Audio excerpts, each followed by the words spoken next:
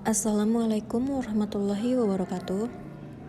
Perkenalkan, nama saya Wahyu Liana, NIM 0704201001 dari kelas Biologi 1. Di sini saya akan memaparkan materi terkait mikroorganisme eukariotik dan prokariotik pada mata kuliah mikrobiologi yang diampu oleh Ibu Rizky Amelia Nasution MSI. Langsung saja ke materinya. Yang pertama yaitu sel prokariotik. Prokariotik berasal dari bahasa Yunani yaitu pro yang berarti sebelum dan karion yang berarti kernel atau disebut juga nukleus atau membran inti. Jadi, prokariotik adalah sel yang belum memiliki membran inti sehingga tidak ada batas yang tegas antara inti sel dengan sitoplasma. Kedua, ada lebih dari 3.000 jenis bakteri yang termasuk diantaranya alga hijau biru yang bersifat prokariotik. Alga hijau biru sendiri lebih sering dikenal dengan cyanobacteria yang merupakan golongan bakteri yang menyerupai tumbuhan tingkat tinggi karena mampu melakukan proses fotosintesis hingga menghasilkan oksigen.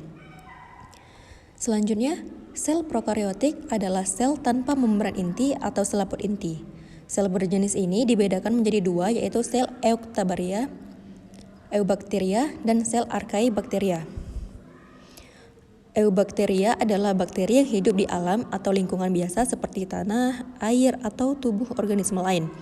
Contohnya itu dia termasuk ke dalam sel bakteri, yaitu bakteri gram positif seperti Bacillus subtilis ataupun bakteri gram negatif seperti Escherichia coli.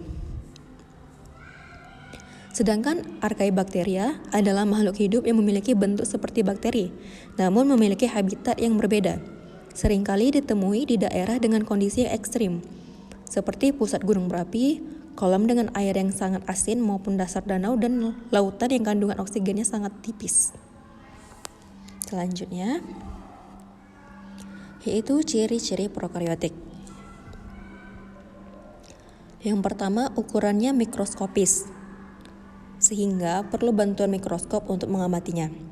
Kedua, bersifat uniseluler, artinya satu sel dapat dikatakan sebagai satu individu. Yang ketiga, hidupnya ada yang menyendiri atau saliter, koloni, parasit, dan saprofit. Yang maksudnya ada yang berkelompok, kemudian ada yang merugikan individu lain atau parasit, dan menumpang pada individu lain namun tidak merugikan organisme yang ditumpanginya atau disebut dengan saprofit. Kemudian pada umumnya dia itu tidak mempunyai kloroplas, kecuali bakterio klorofil dan bakterio purpurin. Kemudian yang keenam, ada yang memiliki flagel atau alat gerak. Kemudian hidupnya kosmopolit atau dapat ditemukan di mana saja. Namun ada juga yang dapat hidup di tempat yang ekstrim seperti lingkungan kadar garam tinggi atau halofil, suhu yang tinggi atau termofilik, kadar metana yang tinggi, lingkungan yang asam, atau bahkan gabungan dari lingkungan yang ekstrim tersebut. Kemudian reproduksinya ada secara aksesual dan secara seksual. Kemudian memiliki bentuk yang beraneka ragam. Bentuk yang beraneka ragam ini seperti bulat atau kokus, batang atau basil, kemudian koma atau vibrio seperti pada gambar berikut.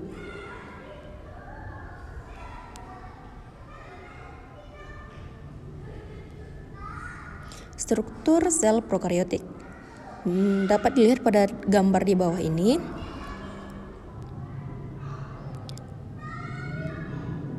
Secara umum itu struktur sel prokariotik dia hampir sama dengan sel eukariotik, yaitu memiliki inti sel, sitoplasma, dan membran sel. Namun pada sel prokariotik dia umumnya lebih sederhana, seperti belum memiliki membran inti sehingga tidak ada batas antara inti dengan sitoplasma pada gambar tersebut. Dapat dilihat ya. Kemudian organel sel yang terdapat dalam sitoplasma hanya ribosom dan tidak memiliki sitoskeleton. Seperti pada gambar ini. Dapat dilihat struktur sel prokariotik itu yang pertama ada kapsul atau lapisan lendir. Kapsul or slime layer. yaitu dia tersusun dari bahan karbohidrat, nitrogen atau fosfor. Fungsinya sebagai pelindung terhadap dehidrasi, cadangan makanan, dan perlindungan terhadap fagositosis. Kemudian sel wall atau dinding sel yang disusun oleh peptidoglikan, yaitu fungsinya memberi bentuk, kemudian bahan pelindung, mengatur keluar masuknya zat, dan berperan dalam pembelahan sel. Kemudian ada sel membran atau membran sel yang tersusun atas protein dan lemak. Fungsinya mengatur transportasi zat dari luar ke dalam sel atau sebaliknya. Kemudian ada flagellum atau flagel, disebut juga dengan bulu cambuk, yang merupakan penonjolan dari membran sel. Fungsinya sebagai alat gerak. Kemudian ada pilus atau fimbria, yaitu pili atau fimbran, yang merupakan rambut halus pada dinding sel yang berfungsi untuk melekatkan diri ke permukaan benda dan sebagai saluran untuk menyalurkan materi genetik selama konjugasi. Kemudian ada sitoplasma, yang merupakan cairan tidak berwarna yang di dalamnya terdapat DNA, RNA, ribosom, protein, karbohidrat, lemak, mineral, enzim, dan kromatofora atau pigmen, yang fungsinya itu sebagai tempat reaksi metabolik sel, yang pada umumnya sitoplasma sel bakteri tidak ditemukan organel-organel yang memiliki sistem endomembran seperti badan Golgi, RE, retikulum endoplasma, kloroplas, mitokondria, badan mikro, atau lisosom. Kemudian ada mesosom, yaitu dia terbentuk dari pelipatan membran plasma ke bagian dalam, yaitu fungsinya sebagai pembentukan dinding sel dan pembelahan sel. Ada juga DNA kromosom yang berupa DNA sirkuler yang disebut juga kromosom bakteri. Fungsinya membawa sifat genetik yang esensial. Kemudian ada plasmid. Plasmid ini berupa DNA sirkuler non-kromosom yang berfungsi sebagai pertahanan sel bakteri terhadap lingkungan yang tidak menguntungkan. Kemudian ada ribosom.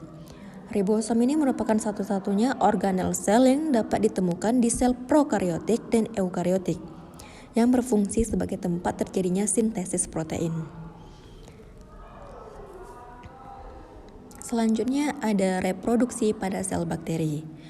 Reproduksi pada sel bakteri prokariotik yaitu terjadi melalui dua cara, aseksual dan seksual.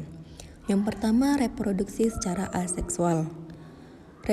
Reproduksi secara aseksual dilakukan dengan pembelahan biner, yaitu suatu proses pembelahan satu sel menjadi dua sel yang sama atau identik. Proses pembelahan tersebut diawali dengan penggandaan kromosom, kemudian pembelahan sitoplasma. Apabila sitoplasma telah terbagi menjadi dua bagian, maka akan terbentuk dinding pemisah sehingga dihasilkan dua sel anak, seperti pada gambar yang bisa kita lihat ini.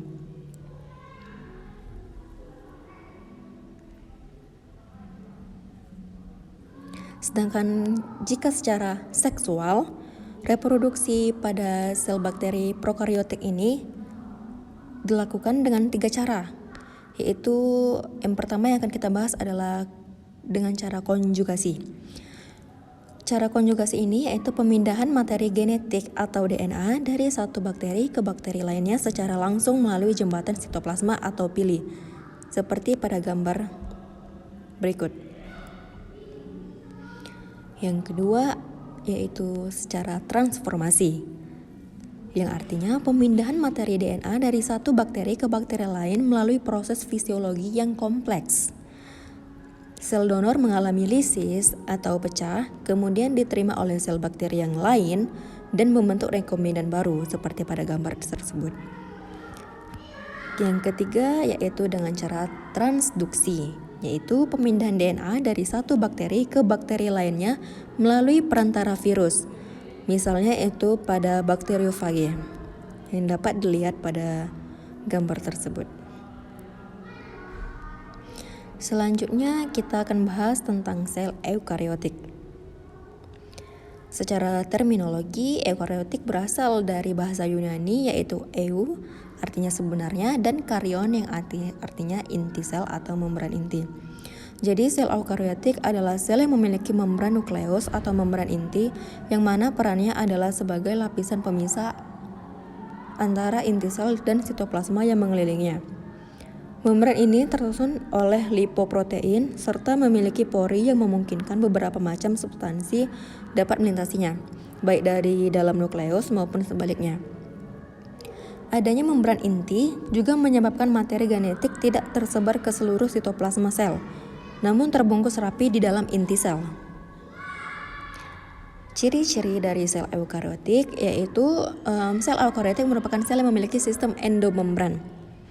Sel tipe ini secara struktural memiliki sejumlah organel pada sitoplasma. Organel tersebut memiliki fungsi yang sangat khas yang berkaitan satu dengan yang lainnya dan berperan sangat penting untuk menyokong fungsi sel tersebut.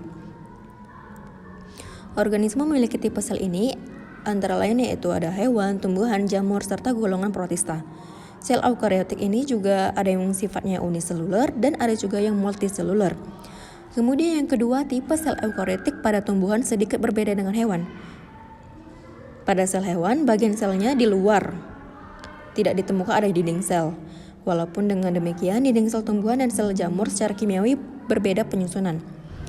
Sebagai contoh, pada jamur didominasi oleh kitin, sedangkan pada tumbuhan selulosa. Pada tumbuhan ditemukan organel kloroplas, sedangkan pada jamur dan hewan tidak ditemukan. Selain perbedaan tersebut, ada dasarnya baik sel hewan, tumbuhan, dan jamur memiliki struktur yang serupa. Perbedaan nyata lain dari sel eukariotik dengan sel prokariotik adalah ukuran selnya yang jauh lebih besar. Contohnya bisa dilihat dari sel hepar atau hati. Hewan yang memiliki ukuran sekitar 20 hingga 30 pikometer, sedangkan sel bakteri hanya berukuran antara 1 hingga 2 pikometer. Sedangkan volumenya jauh berbeda. Volume sel eukariot bisa lebih besar 1000 hingga 10.000 kali lipat daripada volume sel prokariot. Selanjutnya, struktur sel eukariotik. Secara struktural, umumnya sel hewan dan sel tumbuhan memiliki struktur dasar yang sama, yaitu membran sel, sitoplasma, dan inti sel. Akan tetapi, terdapat organel sel yang hanya dapat ditemukan pada masing-masing sel, sehingga dapat dijadikan sebagai penanda untuk sel tersebut. Bisa dilihat pada gambar ini, yaitu gambaran struktur sel eukariotik antara sel hewan dan sel tumbuhan. Yang akan kita bahas satu-satu. Yang pertama, membran sel. Struktur membran sel dia terdiri dari lipid bilayer atau lapis ganda protein yang tersusun secara mozaik dan karbohidrat. Molekul tersebut saling berinteraksi dengan ikatan non-kovalen. Kemudian inti sel atau nukleus. Dia itu merupakan tempat penyimpanan materi genetik berupa DNA, tempat penggandaan DNA, dan mengendalikan seluruh aktivitas atau metabolisme sel. Struktur inti sel pada sel eukariotik pada gambar tersebut terdiri atas membran inti untuk melingkupi DNA dan membatasi nuclear compartment. Pada membran inti ini terdapat juga pori-pori nukleus atau nuclear pores sebagai tempat keluar masuknya materi dari dalam inti sel ke sitoplasma. Membran inti pada inti sel terdiri atas dua lapis membran dengan p-nuclear space di antara kedua lapis membran tersebut. Lapisan dalam membran inti atau inner nuclear membran mengandung protein spesifik yang bertindak sebagai anchoring site untuk kromatin dan nuklear lamina. Sedangkan lapisan luar membran inti atau outer nuclear membran itu berikatan dengan membran RE yang banyak terdapat ribosom untuk proses sintesis protein. Kemudian ada sitoplasma. Ia itu merupakan cairan sel yang di dalamnya terkandung zat-zat dasar, organel sel dan protein tubulin dan filamen. Sitoplasma itu berfungsi sebagai tempat berlangsungnya metabolisme sel. Beberapa jenis organel sel yaitu bisa dilihat pada gambar tersebut ada ribosom yang merupakan butiran kecil nukleoprotein yang tersebar di sitoplasma. Ribosom terdiri atas subunit kecil dan subunit besar yang berperan selama translasi saat sintesis protein. Kemudian ada mitokondria, yaitu dia berfungsi untuk respirasi sel yang menghasilkan ATP melalui reaksi aerob. Jumlah mitokondria tergantung pada jenis sel dan pada umumnya tersebar merata di dalam sitoplasma dan erat kaitannya dengan fungsi sebagai pembuatan dan pemberi energi. Kemudian ada retikulum endoplasma yang merupakan tempat sintesis protein dan lipid membran sel atau yang akan disekresikan keluar sel. Seperti yang kita ketahui, retikulum endoplasma itu dia dibagi menjadi dua, ada yang kasar dan ada yang halus. Bedanya, kalau yang kasar dia ciri permukaannya ditempeli ribosom sehingga berperan sebagai transportasi hasil sintesis protein. Sedangkan yang halus, dia ciri permukaannya itu tidak ditempeli ribosom sebagai sintesis lemak atau transportasi lemak. Kemudian ada badan Golgi. Badan Golgi itu organel sel yang merupakan kelanjutan dari retikulum endoplasma. Dia tuh bentuknya ujung-ujungnya membentuk perluasan vesikal. Badan Golgi dia berperan sebagai tempat untuk penyempurnaan protein dan lipid pada membran sel atau molekul lain yang disekresikan keluar sel.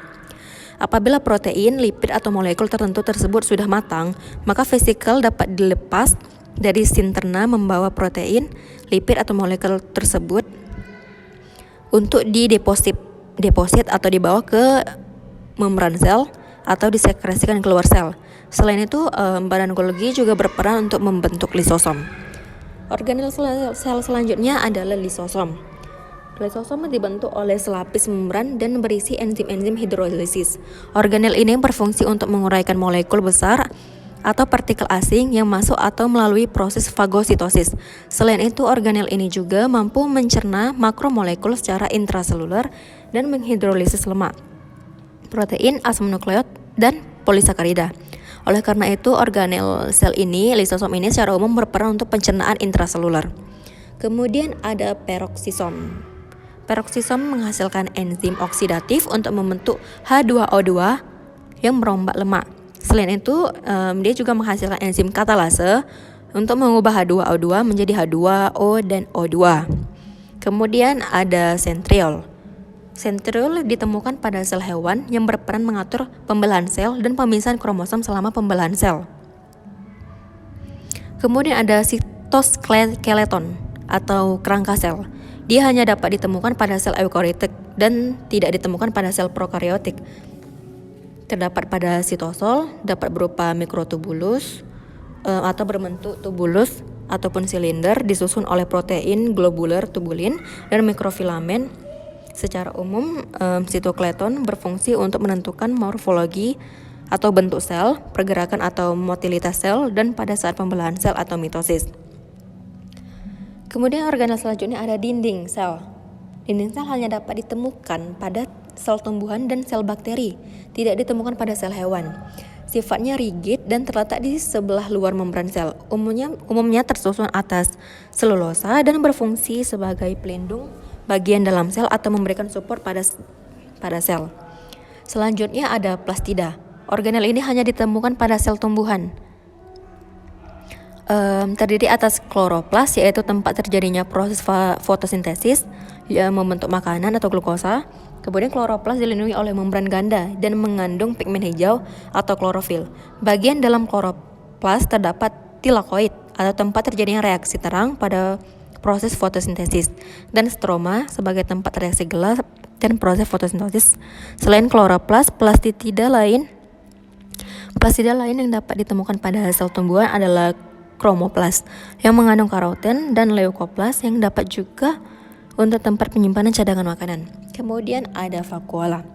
Vakuola hanya ditemukan pada sel tumbuhan yang berfungsi sebagai tempat penyimpanan air, makanan, enzim, dan pigmen yang mengatur tekanan turgor. Pada tumbuhan, organel ini mendominasi bagian dalam sel.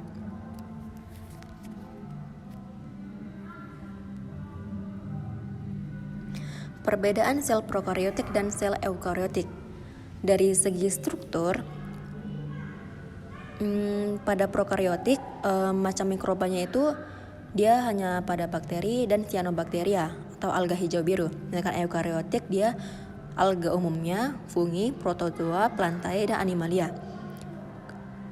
Dari segi ukuran sel, prokariotik dia lebih dari 1 atau 1 sampai 2 kali 1 sampai 4 mikron. Sedangkan pada eukariotik dia lebih dari 5 mikron. Untuk struktur genetiknya, pada membran inti prokariotik dia tidak ada, sedangkan pada eukariotik dia ada. jumlah kromosom pada sel prokariotik dia 1 siklis, kemudian pada eukariotik dia lebih dari 1. Kemudian untuk mitosis pada prokariotik dia tidak ada, sedangkan pada eukariotik dia ada. Untuk DNA inti pada prokariotik tidak terikat histon, sedangkan pada eukariotik dia terikat histon. Kemudian untuk DNA organel pada prokariotik dia tidak ada DNA organel, sedangkan eukariotik dia mempunyai DNA organel. Kemudian untuk persen G ditambah C DNA pada prokariot dia 28 sampai 73, sedangkan pada eukariot dia lebih dari 40. Kemudian untuk struktur dalam sitoplasmanya, untuk mitokondria dalam prokariotik dia tidak ada, sedangkan dalam eukariotik dia ada. Untuk kloroplas pada prokariotik dia tidak ada, sedangkan pada eukariotik dia ada yang ada dan ada juga yang tidak ada. Untuk organel ribosom pada prokariotik dia 70S, sedangkan pada eukariotik dia 80S. Kemudian untuk ribosom organelnya pada sel prokariotik dia tidak memiliki ribosom, sedangkan pada sel eukariotik dia memiliki ribosom organel. Kemudian untuk aparat Golgi pada sel prokariotik dia tidak mempunyai aparat Golgi, sedangkan pada sel eukariotik memiliki aparat Golgi. Untuk struktur dalam sitoplasma selanjutnya, fagositosis pada sel prokariotik tidak mempunyai fagositosis, sedangkan pada sel eukariotik dia memiliki fagositosis tapi ada juga yang tidak ada. Kemudian pada pinositosis dalam sel prokariotik dia tidak mempunyai pinositosis, sedangkan pada sel eukariotik ada yang memiliki dan tidak ada dan ada juga yang tidak memiliki pinositosis. Sekian presentasi dari saya, kurang dan lebih saya mohon maaf. Wassalamualaikum warahmatullahi wabarakatuh.